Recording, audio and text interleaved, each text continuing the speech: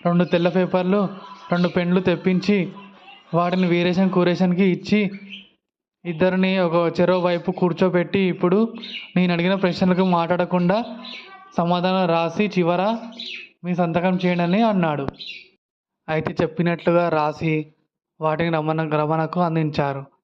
వారి సమాధానాలను చూసి దొంగలు దొరికారని అన్నాడు న్యాయాధికారి. అయితే దాంతో అందరూ ఆశ్చర్యంగా చూడసాగారు.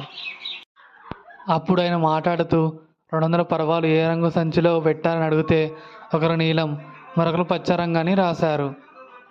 అలాగే వీరు ఏ గ్రామంలో శిస్తు వసూలు చేశారని అడిగితే ఇద్దరు భీమునిపట్నం అని రాశారు. కానీ నేను వీళ్ళు ఫిర్యాదు చేసిన తర్వాత ఆ గ్రామానికి నా కుమారుని పంపాను. అక్కడ గ్రామ పెద్దలను విచారిస్తే వసూళ్లకు ఎవరు రాలేదని చెప్పారు. చివరకు వీరి సంతకాలు కూడా